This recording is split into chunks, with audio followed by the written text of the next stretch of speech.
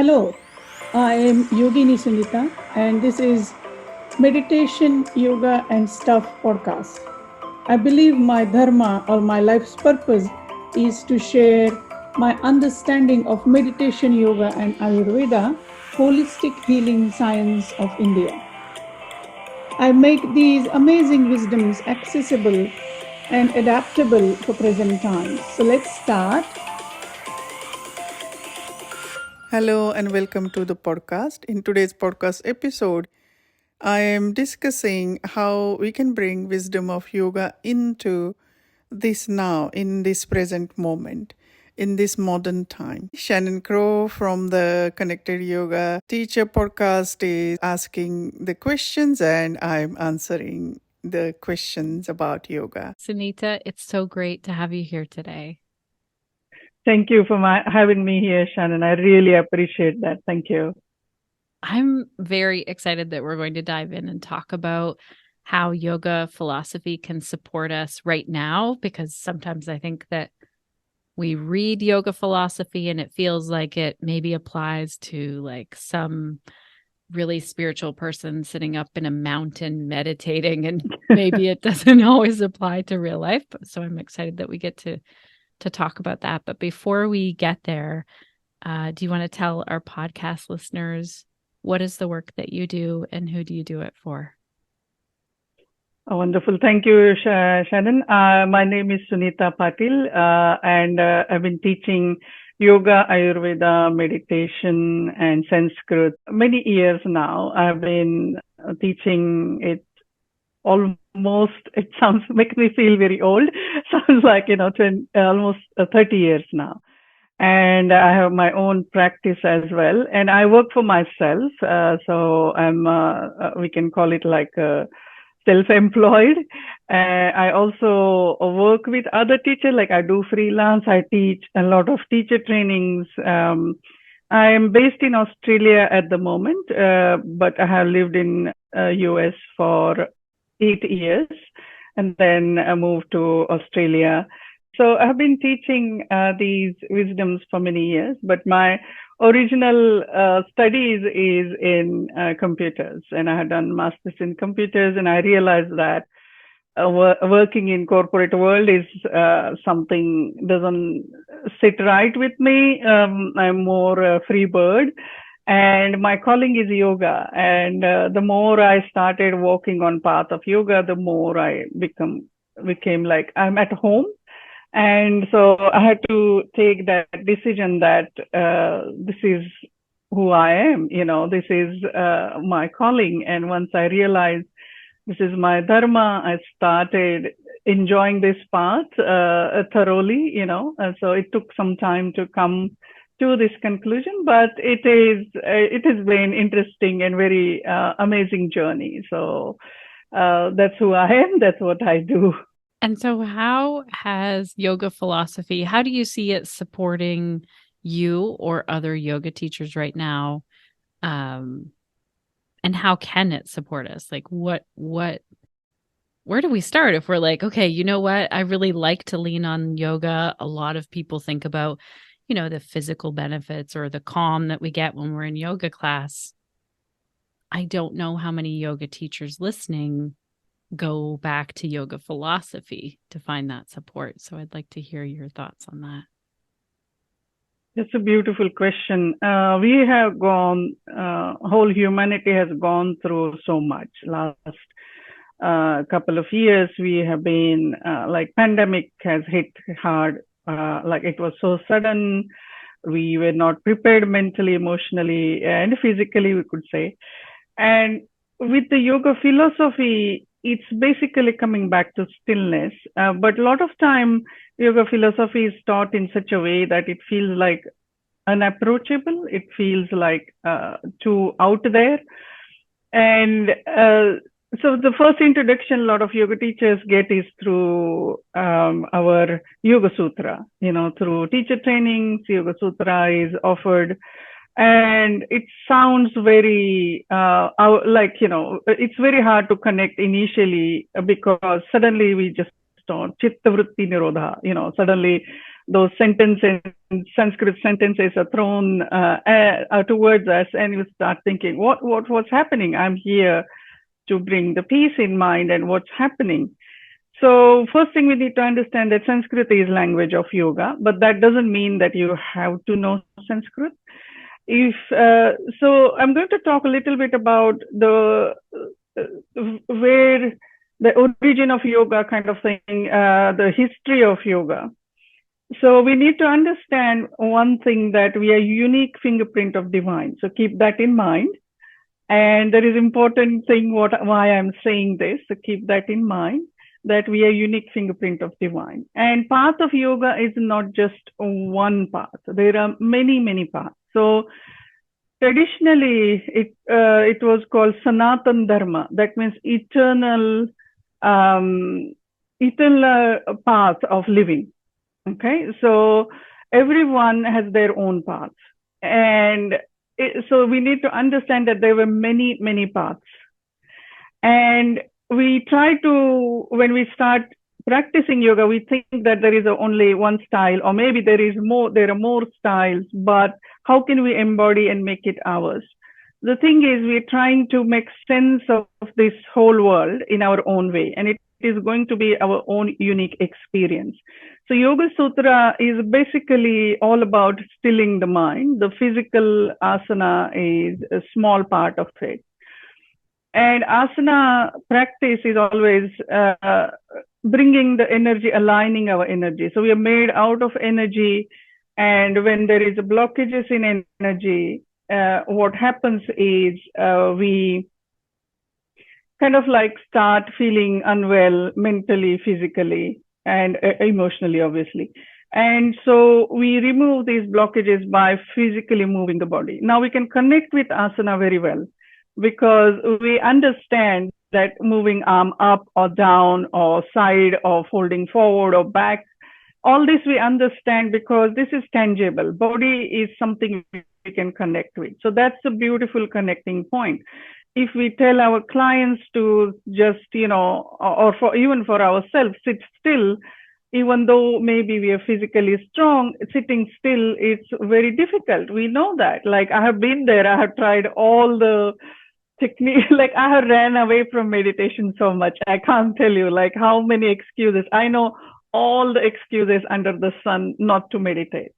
And the reason for that is I was I didn't know what to expect. And so I was trying to find out my own path. And I come from very traditional yoga teaching, and I wasn't connecting with that a lot. So I was like, okay, I need to find my own way, my gentle way, not that, like I had to sit in cross-legged position. It wasn't about that. So I had to find out a way which is right for me. So as I said, every human being is unique fingerprint of the divine. We have our own unique path. So what is peace to you? What is spirituality to you? What is calm to you is really individual. And so samadhi, or moving towards stillness, is very unique as well. So we need to first thing understand that there is, even in samadhi, there are many types of samadhi. So the enlightenment has many types. We need to understand that, because the reason for that is because we are many, and we have our own sanskaras, our own experiences in this life, and we're going to have our unique experience. And so as a yoga teacher, we're trying to make sense of all this vast wisdom of yoga. We're talking about thousands and thousands of years of wisdom. Now we can sit down and try and learn it. It will take few lifetimes, but how can we embody it at this moment? So the simple things like, how can we make it simple? My always intention is, how can I make it simple to adapt to my life, this modern life? So when I had, my daughter was little, I realized that I cannot meditate in the morning. I used to drop her to school, come home, and then sit down, and meditate for some time. Then came time I was working full time, and then I had to find a way. So lunchtime was the time. I tried evening and it didn't work. Like I used to fall asleep because I was so tired. So all this is something, it's basically beautiful self-discovery. Please do not think that, it has to be a certain way, because yoga philosophy nowhere tells us that it has to be a certain way, right? Let's take example of Ishwara Pranidhan. That means surrendering to the divine. But nowhere Yoga Sutra tells us that what is that divine for you. It could be nature, it could be the gods and goddesses, or divine feminine, masculine, it could be anything. And this is the beauty of yoga, like you can adapt it according to your need. Now you can see some tradition have adapted it into the religion part of it, thinking that people will follow, and that's what happens. But there is no need to follow certain way. You can create your own way. And that's how originally it started, and that's how it should be. So getting caught into these, like, oh, I have to do this, that's not right. Like, find a way to bring peace and calm in your own life, in your own way, because you have your own path and you have your own understanding of this peace. So that's what my suggestion to all yoga teachers is, that, what is peace to you? What is spirituality to you? What is the divine for you? And then tune into that, and self-discovery, like enjoy that process. I really like how you said, that finding that divine could be a connection with nature. So I know when I took my yoga teacher training, the Ishvara, I was like, I am really struggling with this. So that was like a light bulb moment right now when you're saying it's different for everyone. Is there, if a yoga teacher said to you, okay, I definitely know that the philosophy can support me, like what books should I read, or what teacher should I follow? Like, that's the other thing. Aren't there so many different translations or interpretations of yoga philosophy out there? Yeah, I struggled a lot as well. And so I was lucky enough to learn Sanskrit as a part of my one of the subjects in school. And I also read translations before, and then when I read the actual, say, for example, Bhagavad Gita, the translations was this long, but Bhagavad Gita is this small, so it is interpretation of that teacher or that person. So it's really their take on it. And so what I suggest is, you can read good yoga teachers' books, or good interpretations. But remember that they are interpretations. They're not really the actual thing. Let me explain a little bit here. Let's take example of Bhagavad Gita, which is again one of the considered one of the book on philosophy, yoga philosophy. But what is Bhagavad Gita is basically they have the idea or concept is they have taken this lot of paths of yoga and try to bring in together, and it's all about that. So you can see there are two ways of looking at it. You can see that the divine is out there and you are here and you are surrendering to the divine, is said at one point. You can also see that because Yoga Sutra is even distilled information of Bhagavad Gita. So Yoga Sutra, that's why it's like engineers, literally as precise as engineer. Not even one word is wasted in Yoga Sutra. So it's a distilled information of Bhagavad Gita. And you can see that there is, in Yoga Sutra, they have not wasted, they're not talking about any gods or any goddesses, or there is no Krishna, or there is no, Shiva or anything like that, because you don't need that for yoga philosophy to move towards path of enlightenment. If you have that, that's fine. If you have some, that kind of like powerful image, it really helps us. But it's like you trying to fly across a beautiful ocean. If you try it in first go, it is not going to happen. But what if there are rocks which we can sit for some time. So there, you take a jump and then you build strength in your wings, and you take next jump. So this is how these deities or these works. But if you notice in Yoga Sutra, it is said that even that we have to let go. Right. So the path is simple. Actually, we can make it very simple. We can get caught into the rituals. We get caught into the whole. I need to read more, or you can make it simple, and you can make it simple in a way like in this now. It's all about this now, right? In this now, what is the truth? The truth here is I am living this life in maybe this modern city, and I'm not living in Himalaya. I have to pay bills. I have to do the business of yoga, which yogis didn't have to do it. And how can I still do it with compassion, with ahimsa? Ahimsa is beautiful and first principle of yoga. So how can I bring ahimsa first towards myself? How can I be kind in my dialogue with myself? How can I be kind towards myself? How will I treat myself with kindness? That should be the first step, because we have to start with ourselves. Once we start doing that, we start realize that our tone with others will change as well.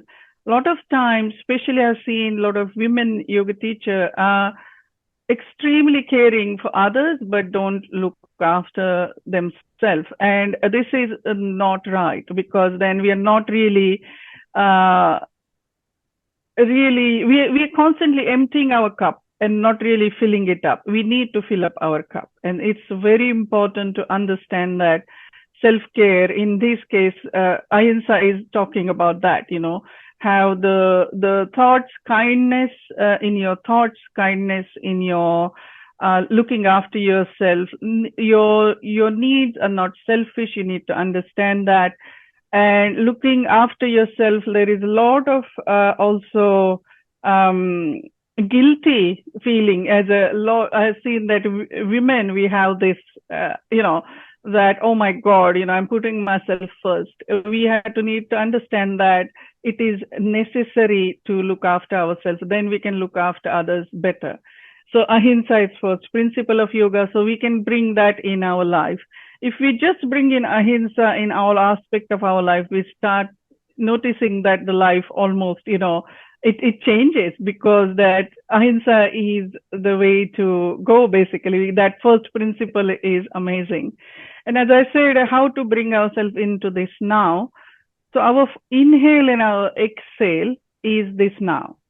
There is the breath, which is going to come after this, is going to be future. The breath which was before it was past. So in this now, in this breath, so any time if you can connect with your breath during your busy time running around, just taking slow, steady breath without forcing anything, then we are bringing ourselves within us. We are bringing ourselves, connecting with ourselves. And that helps us to bring grounding in ourselves. And once we have that, we start to see through the chaos. So the more we connect with our breath, just gently, like you don't have to stop doing what you're doing.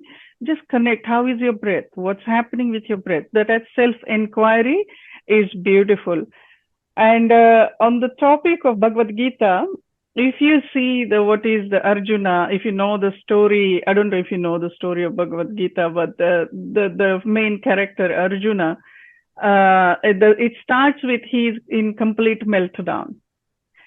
He is this warrior who has not lost any war, but now he sees that his relatives standing against him, and he's completely meltdown. So much so that this strong, healthy warrior cannot pick up his own bow and arrow, which was he was shaking. He was if you read the information, it's the same symptoms as someone going through a panic attack.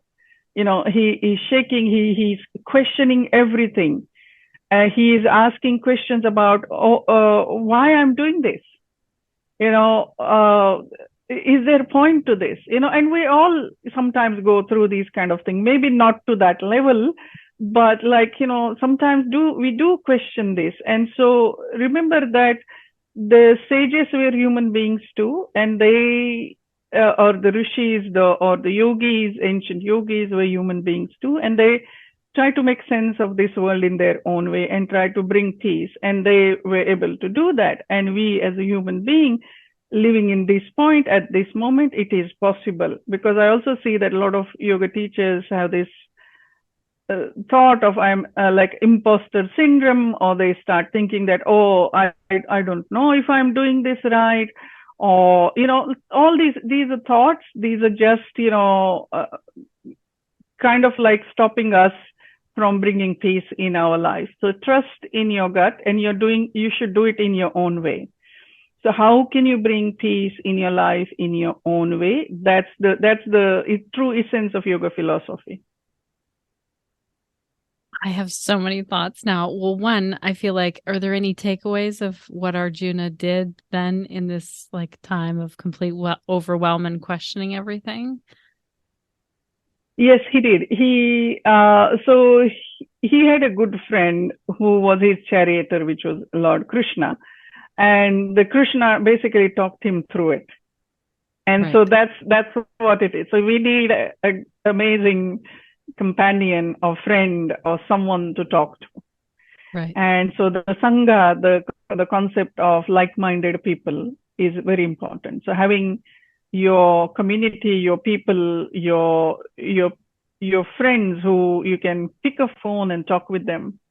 Like, hey, hang on a minute, yeah, and I just need you to listen. And I have a couple of friends like that. I just call them, like, I just send them text, call, question mark, and they'll say yes or no today, and we just talk hours, like basically sometimes, and they do the same, like it's a channel for both of us, but it's basically you need to have someone with whom you can talk, and here the Arjuna had Krishna also was wise, but it is also said that the Bhagavad Gita is added later. It is said that the dialogue Arjuna had was actually with his own higher self. Oh. So it wasn't out there, it was within him. So it is mind-boggling, so. Okay, the other question I have now, because you talked about like for in the moment that we're in right now, and that the yogis and the sages were human. Yeah. I think it can be very easy to look at or to experience what it's like to maybe go away on a retreat or go to a yoga teacher training where you are surrounded by lots of people who it's like their normal day to day to sit in meditation and walk in nature and do the yoga. And when we leave that place, like maybe we go back to our life, go back to our kids, go back to our job, whatever we're doing, I think sometimes there can be this sense of failure, or like, I need to go back to a retreat.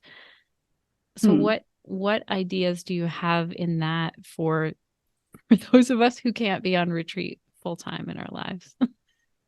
I wish we all could, but yeah, I understand.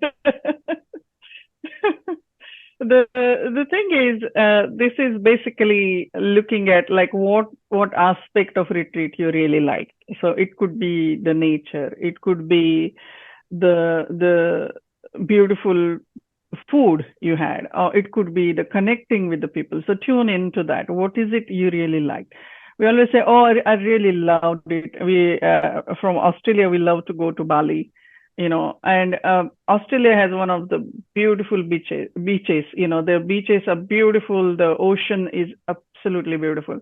But we go to Bali to experience that. It's very interesting. Like, it's here. But we're trying to kind of like, we created this thing that, oh, Bali, this and that. But you can create the atmosphere here. So your daily routines will be very impactful to create that experience. So, for example, adding, if you loved the nature part of it, finding a place where you can go for a walk, connecting with nature at least once a week, if not every day, because I understand life can be very busy, but like hiking, adding something in relation to nature, what you like. If you're near water, like water has something, like natural body of water has something which is very beautiful, which we can connect with. Um, and so if you are, or mountains is another thing. Like the reason why we are connecting with these beings of like a water body or mountain is basically it brings in grounding. And so how can we bring that grounding in our life? So there are ways to bring that grounding. You can do a grounding yoga practice. You can do it in a beautiful atmosphere. You can create atmosphere. You can bring in more plants in your life, like nature anyway. Like if you I know that in Sydney, like some people live in units or you can say apartments and things like that. And then how can we bring in nature? But you can still create your sanctuary. You can still create that beauty. So surround yourself with beauty and surround yourself with what the aspect of that retreat you like. And also please don't feel guilty that you like to go on retreat. Right. That's important thing also, because we all do need a change. Human beings, we're designed like that. So how human brain works is the frontal brain, which makes us human, which needs a change, through which we experience our humanness, we experience the experience of meditation. It needs change. And then we have the back brain, which is our reptilian brain, which needs regularity. So there is duality here, and we're trying to find that balance already. So how can we do that? So find some rituals which are very valuable for you, and then some rituals which you can let go of, like thinking of how can I bring in more stillness and peace. And if we start looking at that, like in Australia, we have beautiful cafes. The cafe culture is beautiful. So every Sunday, I will try and go and have a beautiful coffee in a nice cafe. That's my way of connecting with. It's not necessarily nature. It's just having that experience that, a beautiful coffee made by this barista and enjoying that. And it's just that gives me peace, as equal to maybe as I go to Bali as well. So, it's the same thing, And so is it spiritual? For me, it is, and so what is spiritual to you is going to be unique. I have been, when I was having coffee, one of my students walked by, she said, "Oh my God, you drink coffee?" And because as a yogi, apparently you shouldn't drink coffee. And I'm like, look, I drink coffee. I'm a human being. I'm not enlightened yet, So I need it and I enjoy it, and I thoroughly enjoy it. So I just tuning into what is really important, bring that experience of connecting with nature, connecting with friend, connecting with maybe food, whatever you liked in that, or maybe all of that, bringing that into your daily life will be helpful. And again, as I said, there is no harm going on a good retreat. It's just a beautiful experience in itself, retreat locations are fantastic as well. They create that ambience. So enjoying that as well. Well, I love that. I love thinking of like, how can we bring that to us? Are there some daily routines, or like you said, the coffee on Sundays, going to the cafe? I really like that. Are there other things that you add into your life that bring in that calm and that ease, and where you are taking care of yourself? Yeah, there are a few things which I do. Basically, my meditation practice, I have one in morning and one in evening.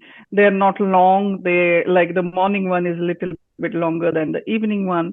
It's just centering myself. They are mantra-based practices. So I start my day with, obviously, Ayurvedic cleansing retreat. Retreat. I'm still in retreat. Sorry. Ayurvedic cleansing routines.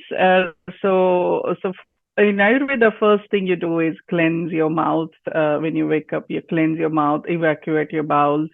So that's my part. That has been part of my life, like cleaning tongue, the teeth, the oil pulling, and things like that, and brushing the teeth. That's the morning thing. Then evacuating bowels, and then traditionally I should take shower, but it sometimes I get time, sometimes I don't get time. So then I do my pranayam practices and meditation practices.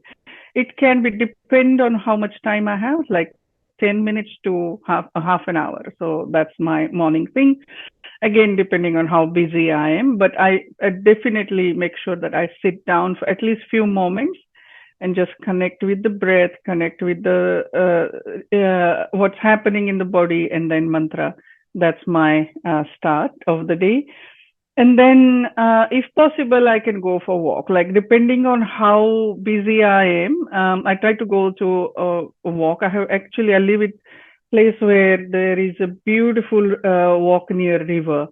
And so walking, like just, I don't use my headphones or anything at that time. I used to listen to music going for walking, but I realized that I'm then not hearing the birds. I'm not hearing the beautiful, sounds of nature. So I just stopped doing that, and I do half an hour to 1 hour walk depending on the day. Some days are crazy busy, though then I have to let go of the walk, but I don't let go of meditation. So meditation has been rock of my life. And then evening, before dinner, I will sit down and meditate. And I also have, so my mother used to do this little ghee lamp in front of I have some idols or, goddess as statues and things like that. So I light a ghee lamp. But again, this is something, it makes me happy. And this is something makes me connected with that, what is divine to me, And for me, the divine has been this experience of peace and calm. And I get it through the chanting of mantra. I get it through the lighting the ghee lamp. I truly believe that it creates ambience of peace and calm around me. And so the ghee lamp is a tridoshik. That means it balances all three doshas, and it clears the energy around the place we live in. So that's why I like the ghee lamp. But that's my logic, that's my understanding. You don't have to. So finding rituals which will make sense to you, which will help you to connect yourself.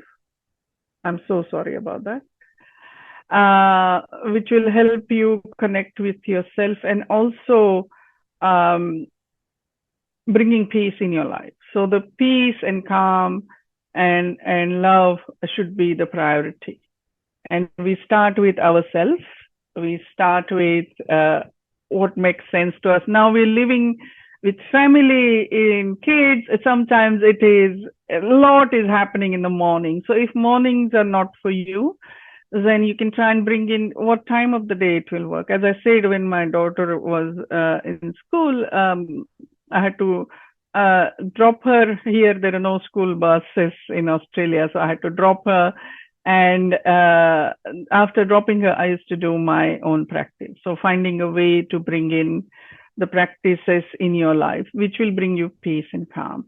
And once in a while, I make sure that I also connect with like-minded people. At least once a week, I make sure that I talk with a couple of my friends. We chat about anything or nothing, or deep philosophy, doesn't matter, It's good to have that, connection with like-minded people as well. So these are the simple rituals. You can make it very elaborate because Ayurveda has some 20 basic rituals. You can do your dinacharya, your daily routine. But I realized that I'm putting too much pressure on myself to create these rituals, and I needed to find out a way to make sense of it. Another thing is Ayurveda. I learn Ayurveda from male Ayurveda teachers. And in India, especially in India, the male Ayurveda teacher can say that, you can do this and this and this. but their breakfast is cooked by their wife. She is offering this, Okay. so Right. everything is handed to them. Like they can then Right. do 20 steps in the morning, but can we do it? And from my understanding, like my experience is no, like I have to, you know, prepare maybe lunches for kids and do this and that. So the morning it's chaotic, and I had to acknowledge that it wasn't possible that time. Now it is possible that my daughter has moved out of the house, and I have my own time, but before it wasn't possible. And so finding a way to bring in your own rituals is the key. Some regularity, some irregularity. That's how that's what we need. I love that so much. Yeah. As Yeah. someone who, like, my youngest of 3 kids now is 18, then I totally understand what you're saying about mornings and being busy and not being able to Yeah. fit in. And then going through feeling like, am I doing this right? Because I'm not doing an hour of yoga Yeah. or whatever. And also, I'm just so confused. There are no school buses in Australia. I feel like I never knew that. No. No. So we have public transport, which is quite good. So the Okay. trains, the buses, and but where we lived, which was a little bit far away from that, so I had to drop her to the school, Right. which was okay because we connected with each other. Like we used to listen to the music. It was a beautiful way to basically talk with a teenager at that time what's happening in their life. So I had no complaints. So, but yeah, it's Australia is interesting. It is so many. We have beautiful weather throughout the year, so there's a lot of school holidays as well. Little bit more than rest of the world. So it's very interesting to juggling as a parent. Like it becomes like, oh, you just started school. Why are you on holiday again?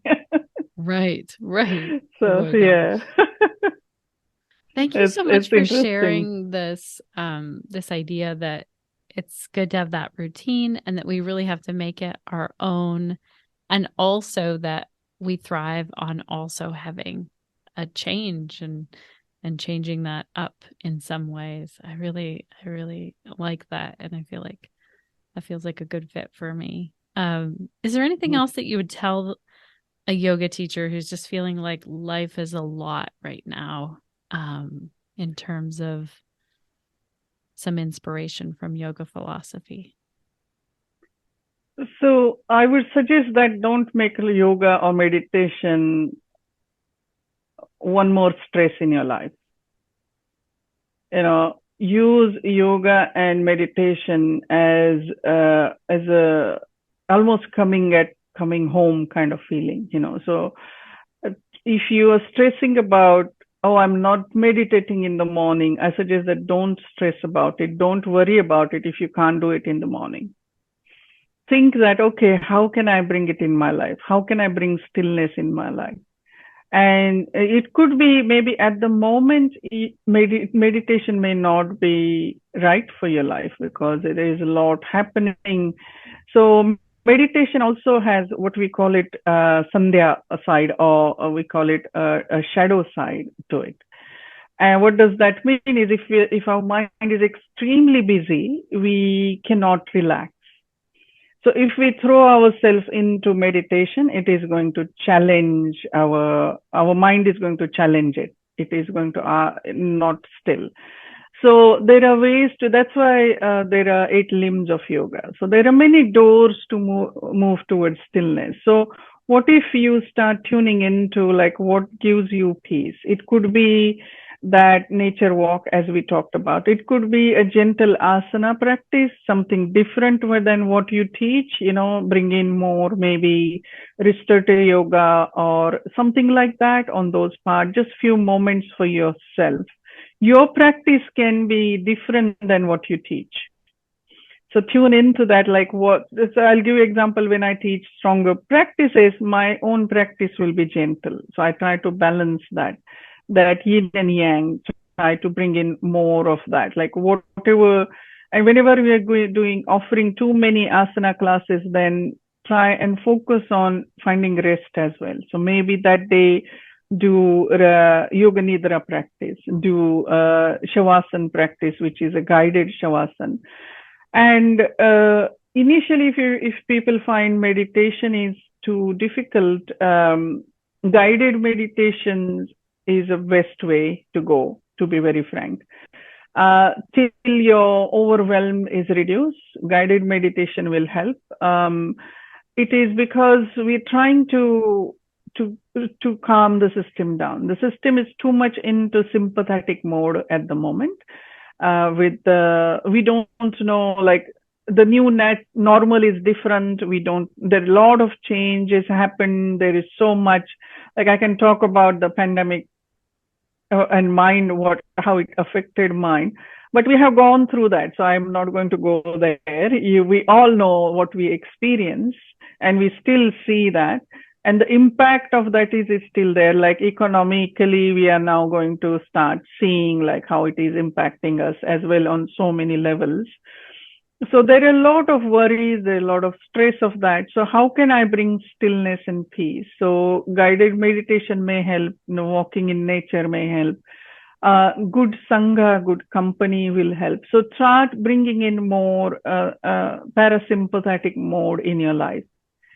Slow and steady, bring in maybe restorative practice, maybe calming, just breath awareness, as I said, like just few moments. Anytime you remember, just tune into your breath and take 3-4 gentle breaths. When I say deep breath, people go into like really big labored breath. That's not what I'm talking about. I'm talking about just notice your breath, just tune into your breath. And then just these things, like these suggestions, if you see that they already, if we weave them into our life, they started bringing in more parasympathetic mode. And then when you feel ready, you can start doing little bit longer meditation. So always work with your body, with your mind, never against it.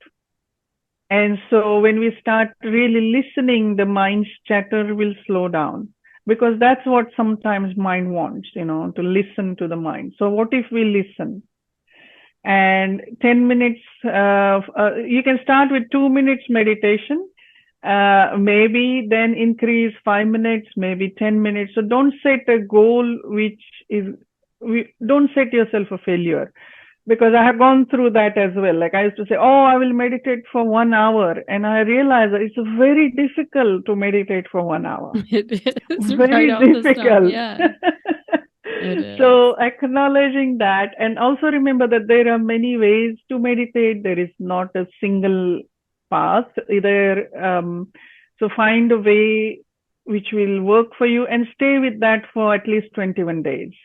So that you are creating new neurological groove. That's why yoga has sadhana. Yoga philosophy has sadhana. Sadhana means practices.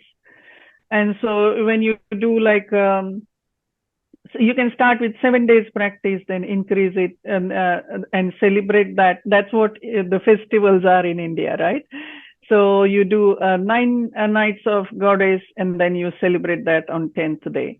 The celebration is about, you have done this, like celebrating that. So how can we embody that in our life now? So you can do like maybe 7 days or 5 days practice. And the celebration, I'm not saying that, open bottle of champagne. That's not the celebration. Celebration can be, really doing something nurturing, like, I like to go for acupuncture or massage or something like that, which is a reward that also I enjoy. Or, I do it sometimes, I do it with my friends, like some practices, and then we come together and talk about experience. That could be celebration. And so you can start with 5 days, 7 days practices. You can increase to 21 days, like slow and steady. But if we start doing this and continue increasing this, you can take up 21 days again, or you can take 40 days now. And you will notice that year goes past really fast. As we know, the time passes really fast. And you look back and you already have done so much. You have created beautiful rituals. You have experienced different things. You will also experience that some practices are not for you. And that's okay. Don't beat yourself up. Find a practice which is right for you. And so that's why there are so many beautiful meditations. Music, not music, really up to you. I personally don't like it during meditation. I truly believe that there is not necessary, but like some of my friends love meditation with music. Up to you, really make it your own, make sense for yourself. That's what I would suggest. And this is we are modern yogis exploring this path of yoga. So trust in that. It is, yes, there is a lot of wisdom there, but also we're living in this time, this modern time, and making sense of all this for this time. So in this now, how can I bring in peace? How can I make sense of all this, what's happening around me, and still stay connected with my the divine within, and we are all unique fingerprint of divine. So our path is going to be unique. So choose what feels right for you in this moment. And also as we grow in the practice, we'll change the practice. So that is also important because you may change the meditation practice with the age, and that's okay too. Like, you may have more time now. In my case, as I said, my daughter moved out now. I have more time. I can sit for meditation for a long period of time now. So, and I can do it twice, like once in the morning, once in the evening, which wasn't possible earlier. So it's really making it your own and evolving, like basically self-inquiry. That's what it is. Yoga is all about that. That's what I believe in. And moving towards peace and enlightenment. If it happens, wonderful. If it doesn't happen, that's fine too. It's just keeping that attitude of gratitude constantly, having like this experience is also important, what we are having in our life, and learning from that, okay, this works for me, this doesn't work for me. So choosing the things which will give you grounding, peace, and calm, and that feeling of home. That's what I call it. I feel when I'm on yoga mat, I feel at home, and I truly enjoy that. And it doesn't have to be like hours.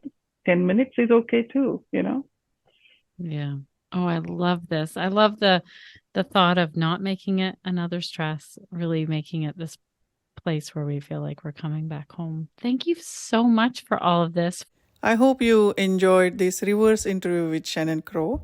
And if you have any questions about in relation to yoga, Ayurveda, how to deal with stress in this life, and about heartfelt businesses, I'm happy to help you through mentoring.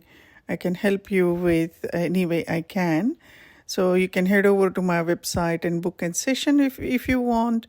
Or about it, the session can be about yoga, Ayurveda, and meditation. It can be about your heartfelt business. It can be about your struggles as a yoga teacher. I'm happy to help you with any of that. Thank you for being here. I really appreciate you. Thank you. Bye for now. Thank you for tuning in. I really appreciate that you're taking this time out of your day. Don't forget to subscribe. Take care. Bye for now.